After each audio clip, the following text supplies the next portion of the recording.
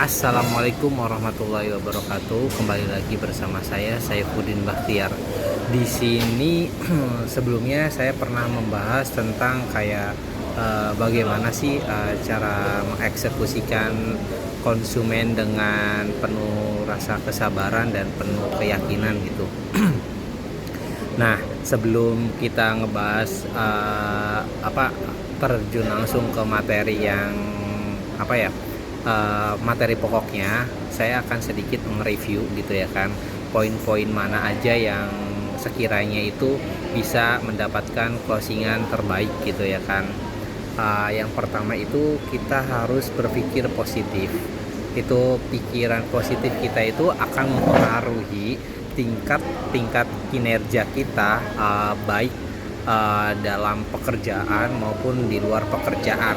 Ketika otak atau pikiran kita udah berpikir positif, kedepannya itu mulai dari pekerjaan semuanya itu dilancarkan gitu kalau kita berpacu sama pikiran yang positif. Terus yang kedua itu keyakinan itu kita sejauh mana sih kita yakin akan rezeki yang diberikan sama yang maha pemberi gitu ya kan. Kalau kita bangun pagi penuh dengan semangat, penuh dengan pikiran positif dan penuh dengan keyakinan yang sangat cukup, itu akan membawa pada berjalannya aktivitas yang berikutnya gitu.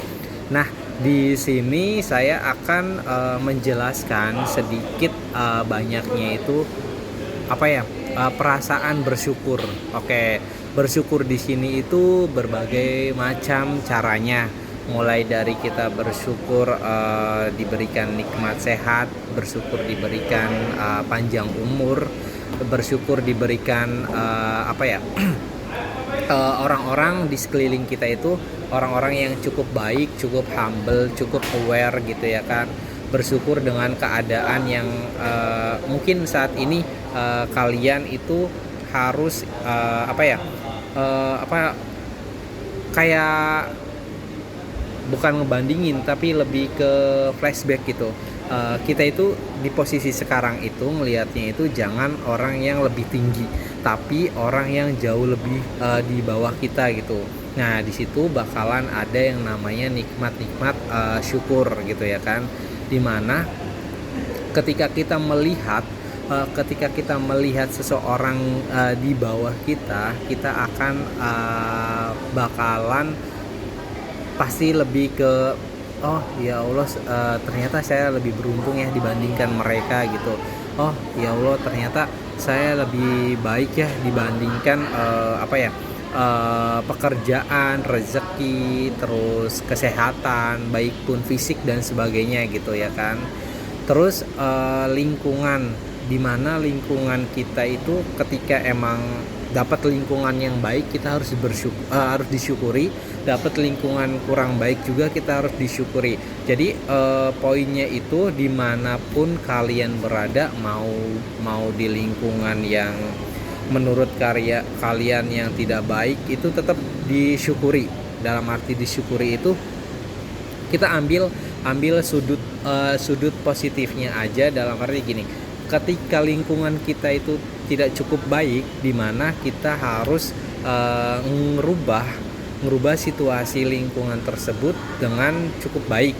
Dengan cara seperti apa gitu. Contoh lingkungan yang tidak baiknya itu di lingkungan yang tidak baik, contoh gini, lingkungan kita itu lebih ke banyaknya orang-orang yang suka minum gitu ya kan, atau orang-orang yang ngajak kita ke arah yang negatif. Gimana caranya kita harus bisa ngerebut hati orang-orang yang menurut mereka itu baiknya ke arah yang negatif, tapi kita coba untuk arahkan ke arah yang positif. Contohnya kita dengan kayak berdiskusi nih gitu ya kan, apa sih yang dibutuhkan mereka gitu, sehingga mereka ngajak kita itu ke hal-hal yang negatif gitu. Intinya sih seperti itu, mendengarkan orang-orang atau keluhan-keluhan yang lingkungan kita tidak cukup baik. Nah, kalau sudah mendengarkan di lingkungan kita yang tidak cukup baik, jadi kita itu ngasih sedikit masukan sehingga ngebuka jalan pikiran atau jalan otak mereka, sehingga mereka tidak akan melakukan hal-hal yang tidak cukup baik itu gitu.